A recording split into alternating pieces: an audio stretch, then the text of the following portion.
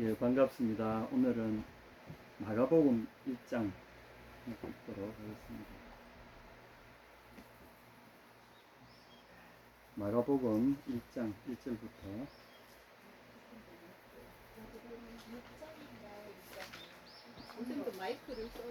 마이크를 제가 쓰는 게 좋겠죠?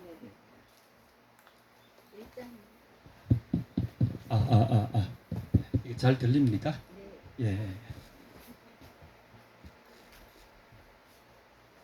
제가 이 설교단이 없어가지고 이렇게 앉아서 하니까 좀 양해해 주시기 바랍니다. 다음 이렇게 뭐라도 탁자를 하나 놓고 서서 해야 되는데, 여러분 그냥 평안하게 이렇게 마가복음 1장 1절 같이 찾아보겠습니다.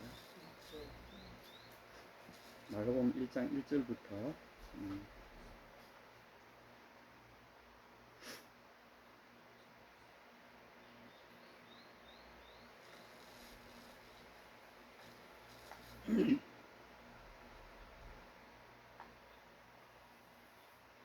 1장 1절에서 5절까지 함께 읽도록 하겠습니다.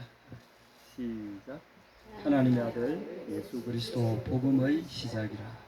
선지자 이사야의 글에 보라 내가 내 사자를 너희 앞에 보내노니 저가 너희 길을 예비하리라. 광야에 외치는 자의 소리가 있어 가로되 너희는 주의 길을 예비하라. 그의 첩경을 평탄케 하라. 기록된 것과 같이 세례 요한이 이르러 광야에서 죄 사함을 받게 하는 회개의 세례를 전파하니 온 유대 지방과 예루살렘 사람이 다 나아가 자기 죄를 자복하고 요단강에서 그에게 세례를 받더라. 아멘. 오늘 예배 함께 하신 여러분 환영합니다. 잘 안 들립니까? 그러면 제가 이렇게 딱 요때 가지고 하겠습니다.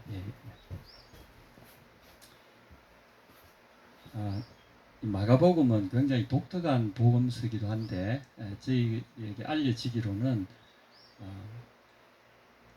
네 권의 복음서 중에 제일 먼저 쓰여진 걸로 그렇게 알려지고 있습니다. 그리고 이 복음서 보면 분량이 굉장히 작습니다. 작고 책이 문체가 굉장히 간결합니다. 그리고 표현 방식이 그리스 사람들과 로마 사람들이 그때 같이 살았잖아요. 정신은 그리스 말을 쓰면서 로마의 통치하에 살았기 때문에 로마 사람들은 직선적이고 단순하고 간결해요. 명령식이고 법률이 촘촘하면서도 아주 간결하고 세밀하지는 않지만 간결하고 강력한 면이 있는데 그리스는 꾸불꾸불하고 삐뚤삐뚤하고 이렇게 곡선이고 그러면서 표현이 아주 복잡합니다. 철학자들이 쓰던 용어가 그리스 말이고요. 그다음 법률가들이 쓰던 말은 이제 로마 라틴어라고 하는 거죠. 그래서 사실 우리가 성경 예수님 시대를 조명할 때 이해해야 되는 언어가 두 가지입니다. 라틴어와 그리스어, 우리 헬라어라고 말하는 두 가지 언어가 같이 있는데 오늘 이 복음서는 사실은 라틴 사람들에게 로마 사람들에게 전하는 복음서라고 알려질 정도로 굉장히 간결하고 로마식의 어떤 표현법을 따른 그런 내용이라고 보시면 조금 이해하는 데 도움이 되실 겁니다. 놀랍게도 마가라는 이제 복음서 이름을 쓰고 있지만 기록한 사람은 마가라는 인물이지만 실질적으로 마가라는 인물은 예수님의 수제자로 알려진 베드로의 비서 역을 했거든요. 그래서 이 복음서는 누가 불러주었느냐? 베드로가 구술한 것을 그의 비서인 마가가 적었다. 그것이 정론입니다. 그래서 이 복음서를 적을 때 마가의 이 손을 따라 적었지만 실제로 이 복음서의 내용들은 베드로란 인물의 기억 속에서 거의 다 나온 것으로 우리가 알고 있습니다. 그런 의미에서 보면 베드로란 인물의 어떠함, 이 단순, 소박, 직설, 그리고 명쾌한 그런 인물의 어떤 특징이 문체에 나타나 있는 것. 그래서 복음서가 문장이 길지가 않아요. 그래서 처음에 이제 그리고 우리가 좀 깊이 생각해봐야 될 내용인 것 같은데도 여기 문장이 짧은 문장 한 문장으로 그냥 끝나버립니다. 예를 들면 이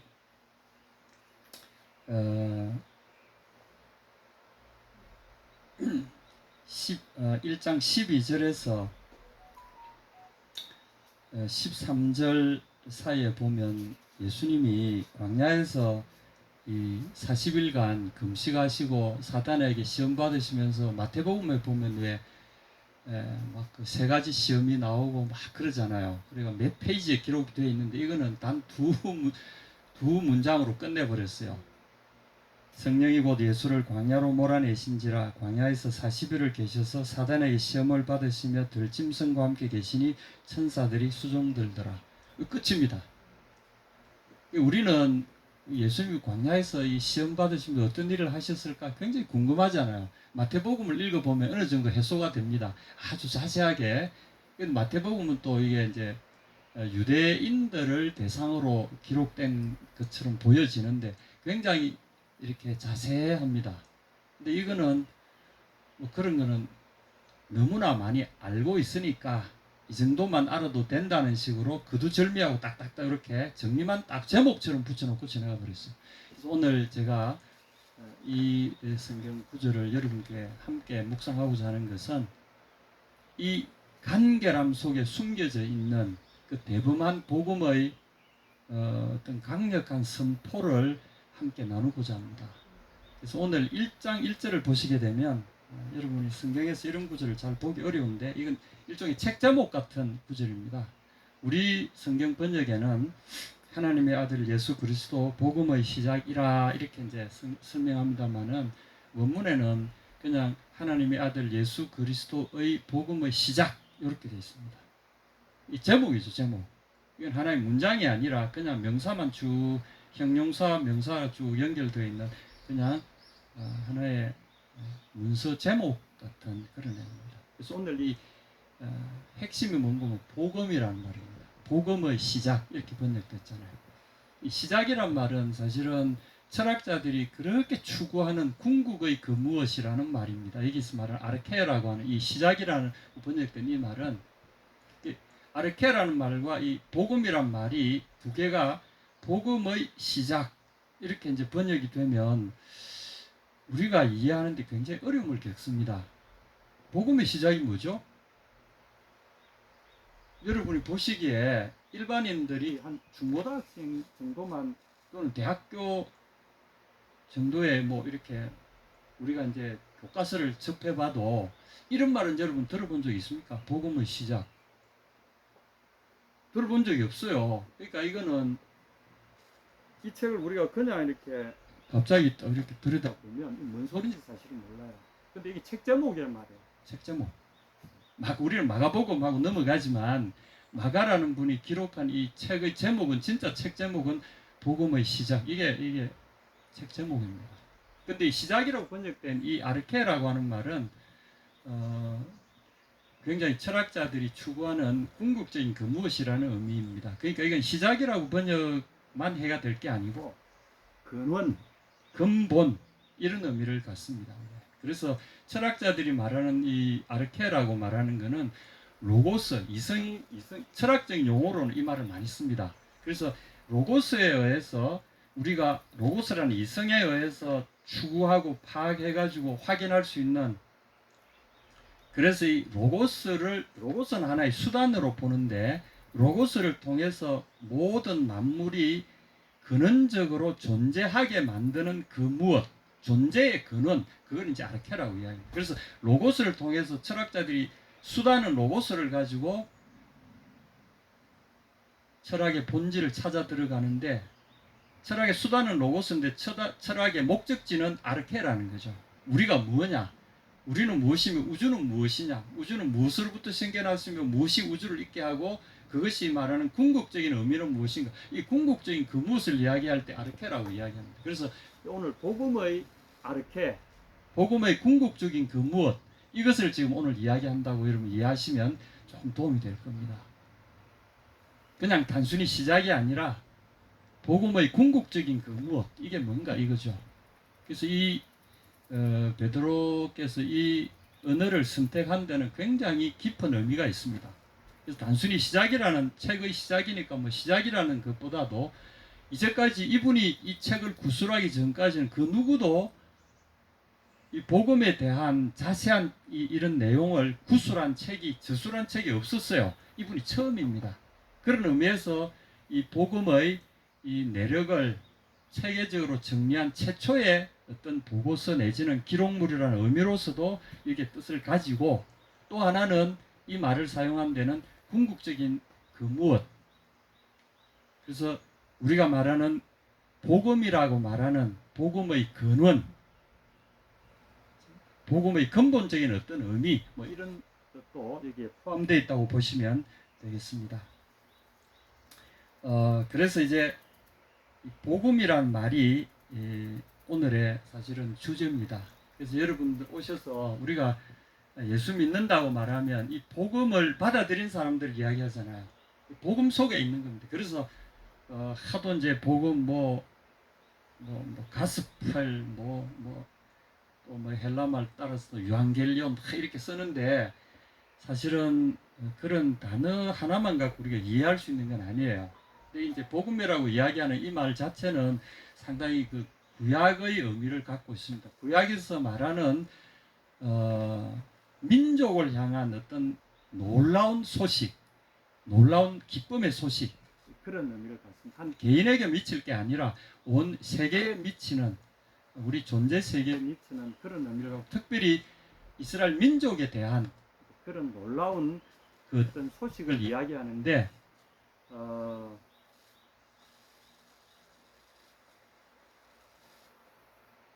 이 말의 시작은 바로 2절부터 3절에 나오는 이 말씀들로 통해서 복음의 본질을 이해할 수 있습니다. 그래서 여러분 같이 한번 오늘 탐구에 들어가 보도록 하겠습니다. 선지자 이사야의 글에 보라 내가 내 사자를 너희 앞에 보내노니 저가 내 길을 예비하리라. 광야에 외치는 자의 소리가 있어 가로되 너희는 주의 길을 예비하라. 그의 첩경을 평탄케 하라. 기록되었던가 것과 같이, 이렇게 이제 되어 있습니다. 이것만 놓고 봐도 우리가 좀 이해는 좀 어렵긴 하지만 이게 이제 복음의 본질을 지금 2절 3절에서 사실은 설명하고 있는 내용입니다. 그래서 이 복음이라고 말하는 것은 구약에 이미 이렇게 예언되어 있는 내용이다, 이런 뜻입니다. 그래서 이게 어디서 나온 말씀인가 하면 선지자 이사야라고 했잖아요. 그러면 이사야서에 기록된 말씀을 근거로 내가 지금 이 예수 그리스도의 복음이라는 말을 썼다라는 것을 알 수가 있죠. 이 직접적인 내용들은 이사야 40장 1절에서 한 10절 사이에 기록된 요 내용들입니다. 그래서 오늘 이 복음의 본질을 우리가 이해를 하려면 이사야서 40장으로 가봐야만 합니다. 잠깐 이사야 40장으로 가서 내용을 한번 들여다보도록 하겠습니다.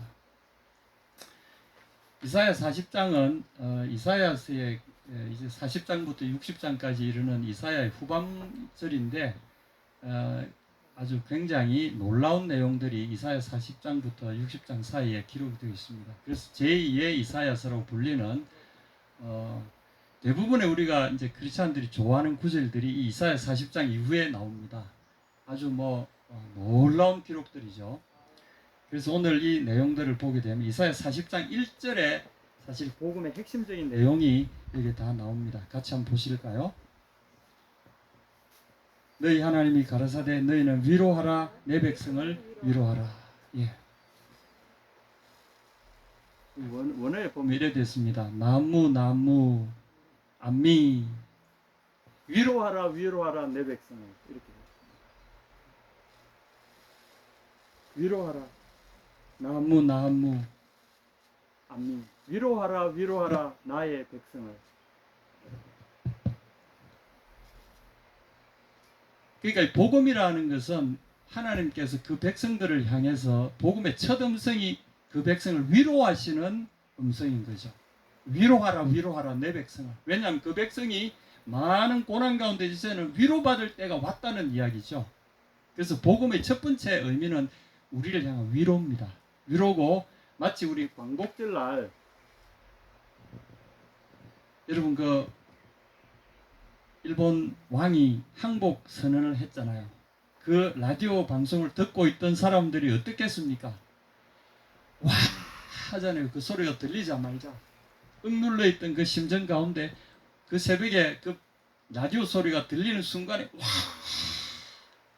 그 라디오가 우리에게 주는 선언이 뭐죠? 한 민족을 위로하는 말씀이죠. 이제 풀려났다. 이 복음의 첫 번째 그것은 우리가 풀려났다는 데 대한 선포입니다. 그래서 바로 그 풀려났다는 내용이 40장 2절에 나옵니다. 너희는 정다이 예루살렘에 말하며 그것에게 외쳐 고하라. 그 복역의 때가 끝났고 그 죄악의 사함을 입었느니라.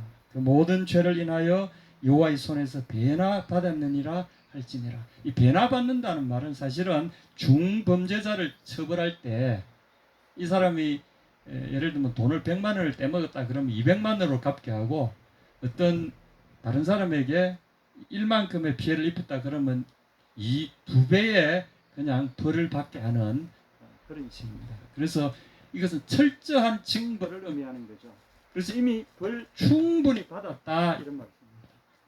그래서 정다이 예루살렘에게 말하며 그것에게 외쳐 구하라. 그 복역의 때가 끝났고 이제 복역은 벌 받는 시기잖아요.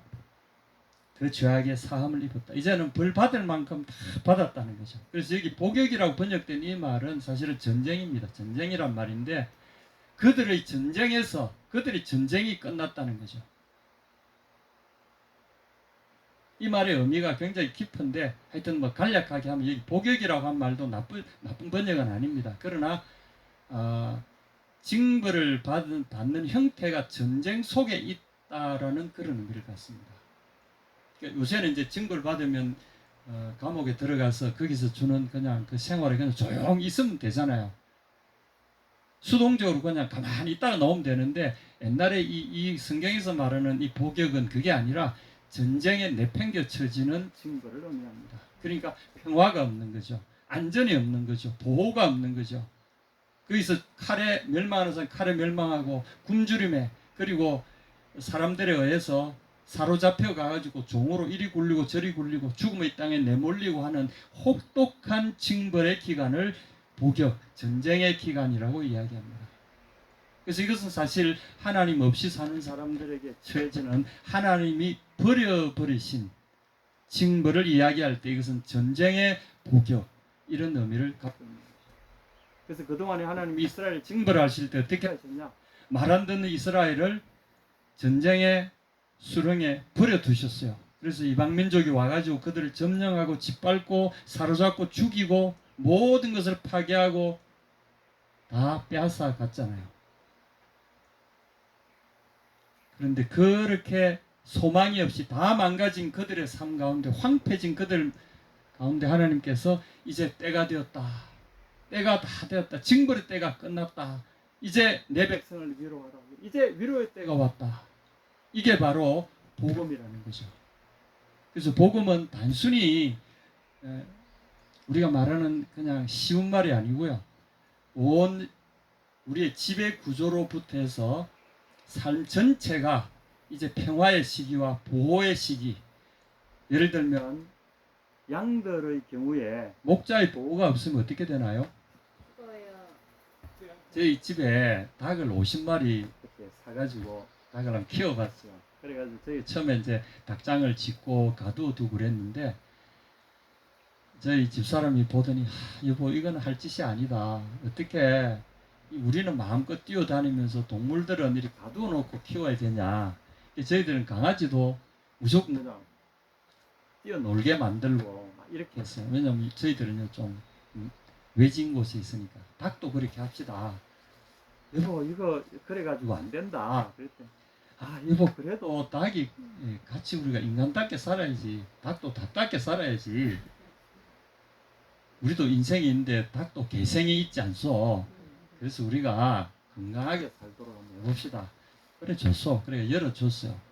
그래가 몇 달 지나니까 살쾡이며 여기 뭐 온갖 그 야생 고양이며 와가지고 뭐 다 잡아먹어서 한 마리 나중에 남았어요. 그래가지고 제가 여보 당신 받지 않소. 이제 제발 좀 가두어 놓고 이게 열어놓는다고 이들을 보호하는 게 아니라 가두어 두는 것이 이들을 보호하는 거요. 그러니까 지금 다시 이제 5마리 사내가 6마리 돼가지고 이제는 다 이렇게 가두어 놓고 거기서 풀 뜯어주고 그렇게 키우고 있습니다. 이 보호자가 없으면 버려진 양들은 보호자가 없으면 정말 전쟁터 그 자체입니다.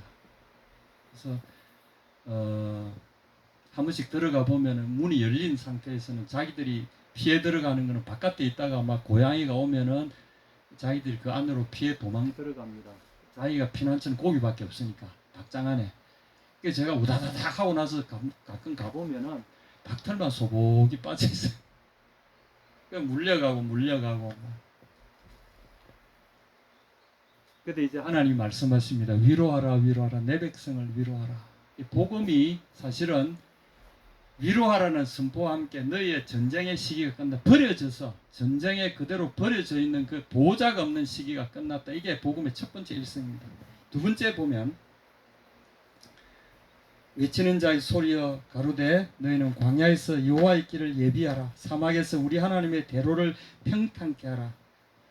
4절에 골짜기마다 도두어지며 산마다 작은 산마다 낮아지며 고르지 않은 곳이 평탄케 되며 험한 곳이 평지가 될 것이요.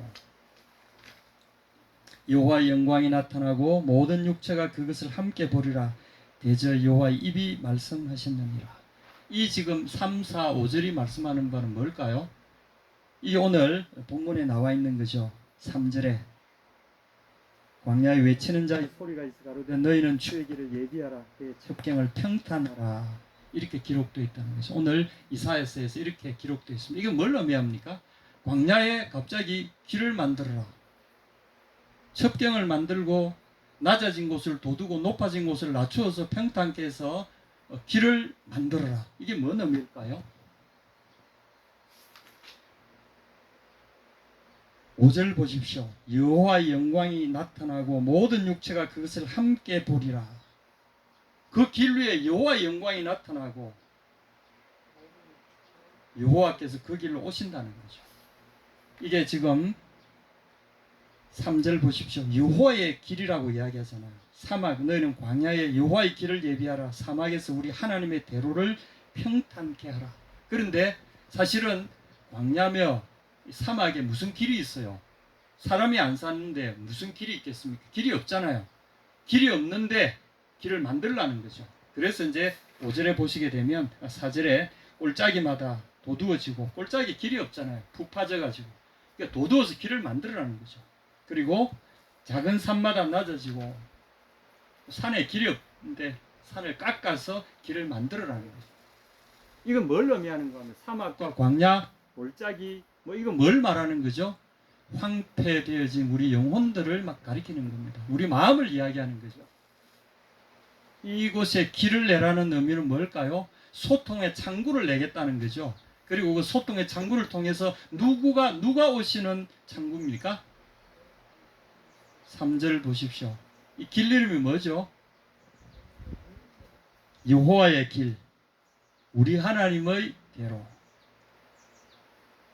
그분이 오시겠다는 겁니다. 복음의 핵심은 아르케, 복음의 근본적인 의미는 뭐냐면 여호와께서 우리에게 오신다는 겁니다.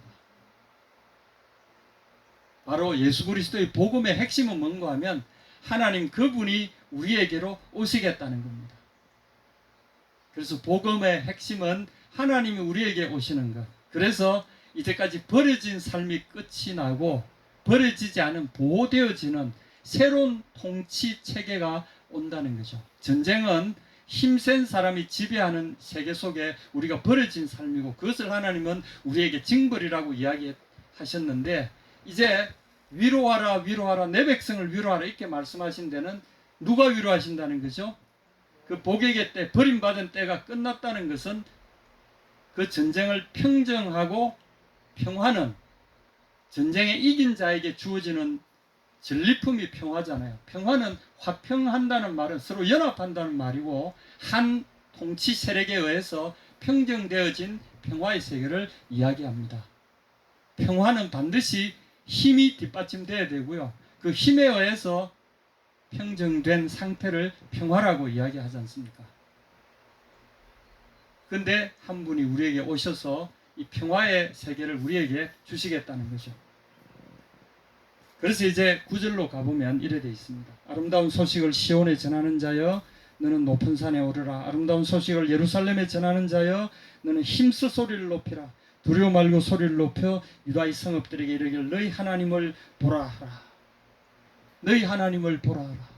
왜냐하면 우리에게로 오시는 그 하나님을 보라는 거죠. 누가 볼 수 있나요? 그 마음에 그분이 들어오시는 대로를 예비한 사람들, 그들의 하나님이 그들에게 개인에게 다가오시는 그 길을, 마음의 길을 열어 젖혀놓은 사람들에게 그분이 오시겠다는 거죠. 보라, 주 여호와께서 장차 강한 자로 임하실 것이요 친히 그 팔로 다스리실 것이라. 보라, 상급이 그에게 있고 보응이 그 앞에 있으며 그는 목자같이 양무리를 먹이시며 어린 양을 그 팔로 모아 품에 안으시며 젖먹이는 암컷들을 온순히 인도하시리로다. 이제는 전쟁터에 버려졌던 그 백성들을 이제는 그분이 오셔서 품에 안아 그들을 먹이시겠다. 그러므로 이제 너희들은 복역의 때가 끝났다. 길을 만들어라. 그분이 들어오시도록 그분을 영접할 마음의 준비를 하고 마음의 시온의 대로를 열어 젖혀 놓아라. 이게 복음이라는 거죠. 그래서 이제 세례 요한이 와서 한 말이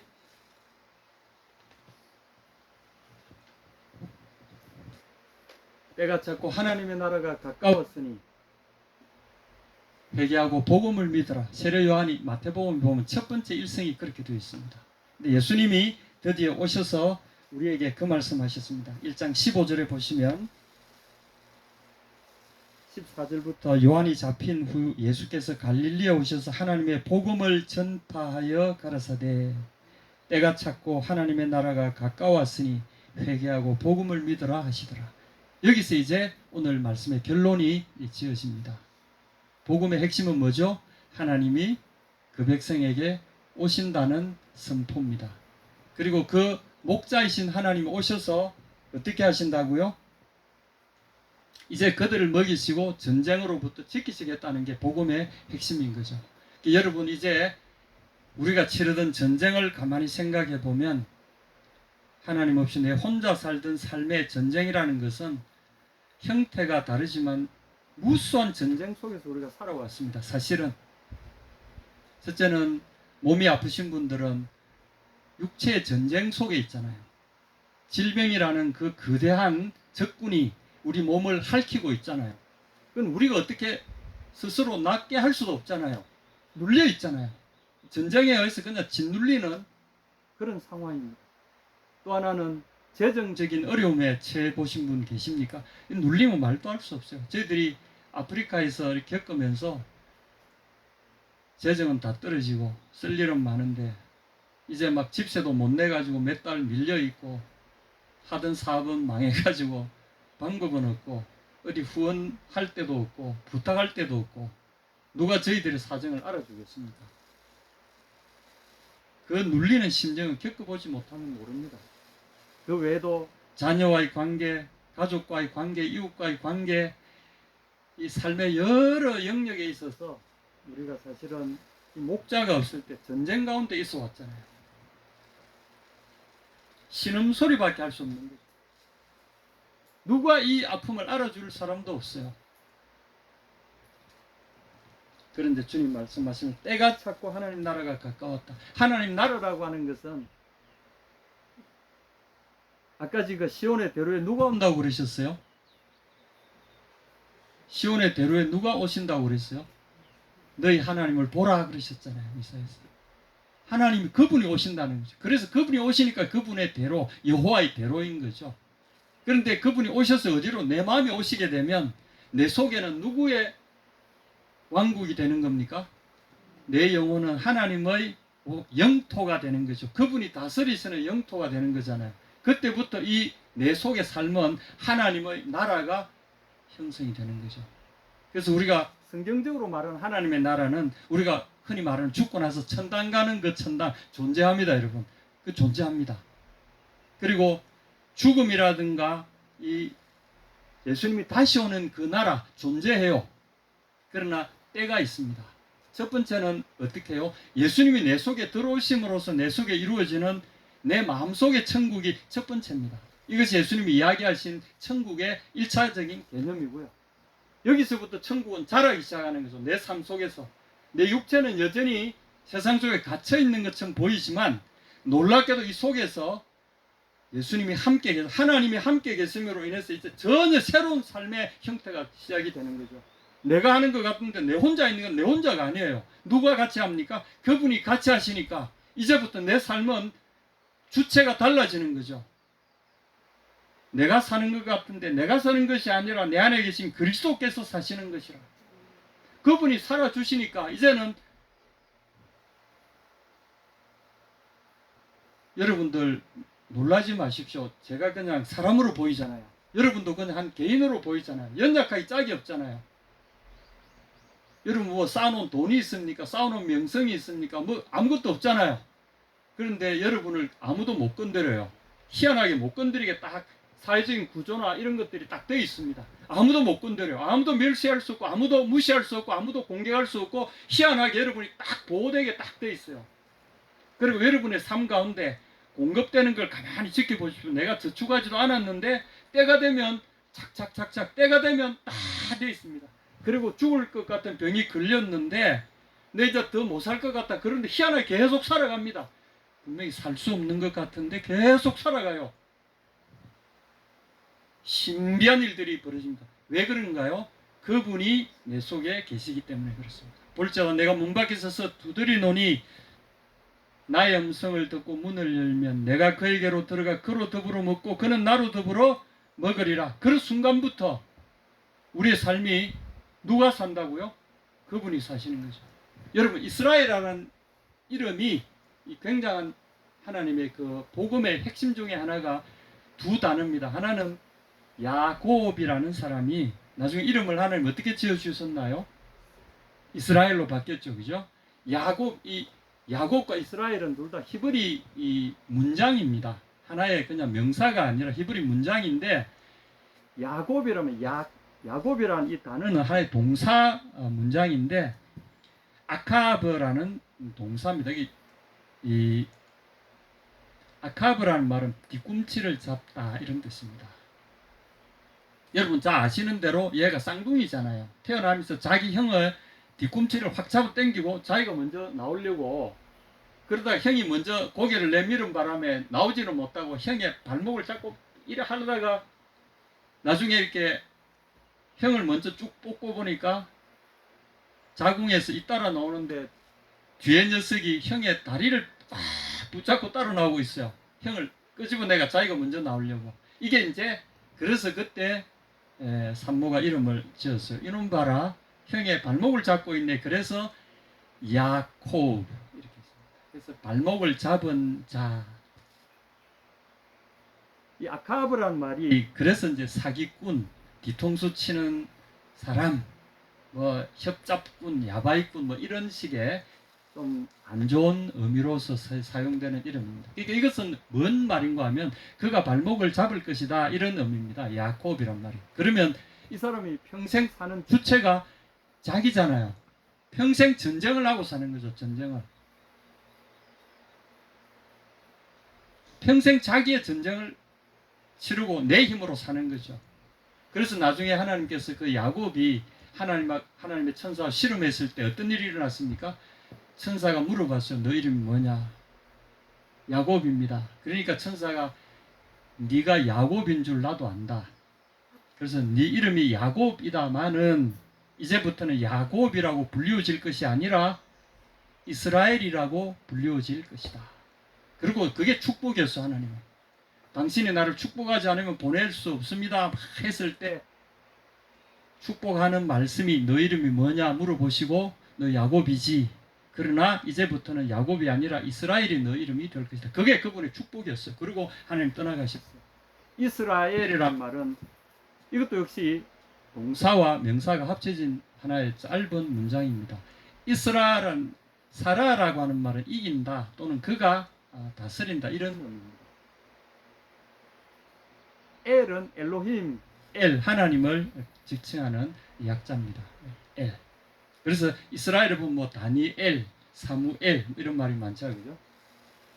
뭐 사무엘, 뭐 다니엘 이제 하나님의 선물, 또 하나님이 뭐 들으셨다, 뭐 이런 식의 이름들을 많이 씁니다. 그런데 이것도 이스라엘입니다. 이스라 그가 싸우실 것이다 이런 뜻입니다. 엘로힘 그가 싸우실 것이다 이런 의미로 봤습니다. 자, 그러면은 아까 야곱과는 어떻게 다릅니까? 야곱은 그가 싸울 것이다. 주체가 그거잖아요.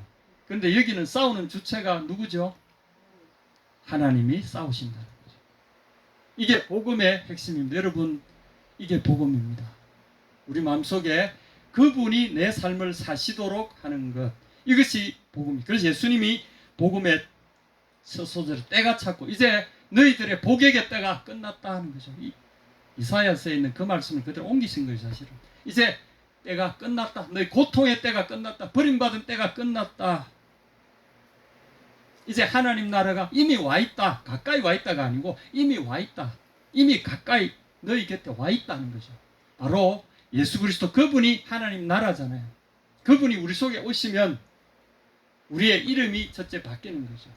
이스라엘로 바뀌고 야곱이 더 이상 아닌 거죠.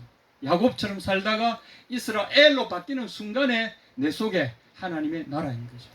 하나님이 행하시는 것. 여러분의 삶이 지금부터 여러분 결심하시면 우리도 모르는 사이에 예수님 믿고 나서 나도 몰랐던 나의 존재의 내 아이덴티티, 내가 누구냐 하는 이 질문에서 가장 중요한 결단은 어디에 있습니까? 그분이 내 주인이냐, 그분이 내 삶에 내가 이스라엘이냐 야곱이냐 요 차이에 있다고 성경은 이야기합니다.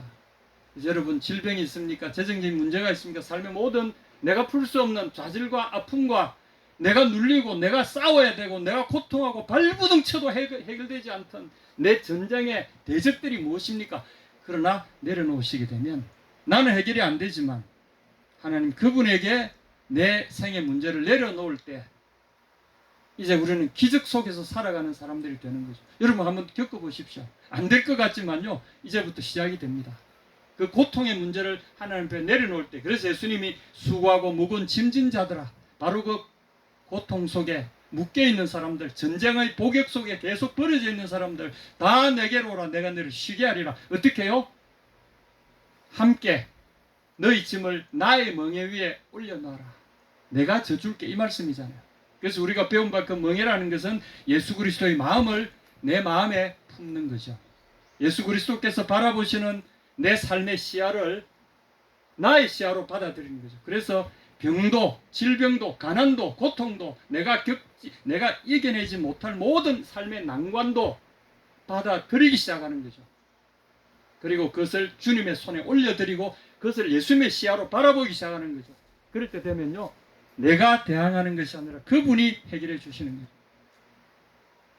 여러분 좌절할 필요가 없습니다. 주님의 초대는 아주 명쾌합니다. 내게로 오라. 지난주에 제가 말씀드렸던 거 똑같은 복음이 오늘 이야기합니다. 복음의 가장 핵심은 뭐냐? 우리 속에 시온의 대로가 준비되어 있느냐 그렇지 않느냐. 그분이 내 속에 계시느냐 그렇지 않느냐. 이것은 오고 오는 복음의 가장 핵심 중에 핵심이고 근원 중에 근원입니다. 혹시 요즘 들어와서 여러 가지 이제 신앙사주들이 바뀌고 있고 막 은사주의다 또는 번영 신학이다 맑고 밝고 환하게 예수 믿으면 뭐 잘되고 뭐 건강하고 뭐 이런 것이 아니라 그런 것은 하나의 피상적인 복음의 부산물에 불과한 거죠. 가장 큰 핵심은 뭐냐? 그분이 우리 속에 오시는 거예요. 그래서 여러분들 이 말씀 가운데 서시기 바랍니다. 두려워하지 마시고요. 주님 분명히 이야기하십니다. 복역의 때가 끝났다. 하나님 나라가 이미 너에게 와 있다. 시온의 대로를 준비하라. 활짝 열고 그분 속에 거하라. 그분이 목자와 같이 너희를 안으시고 너희를 돌보실 것이다. 어린 양들아 두려워하지 말아라. 주님이 우리에게 약속을 하십니다. 여러분들 두려워하지 마시기 바랍니다. 그분이 함께 계신 것을 확신하시고 담대하게 나아가시기 바랍니다. 주님의 이름으로 축복합니다. 아멘.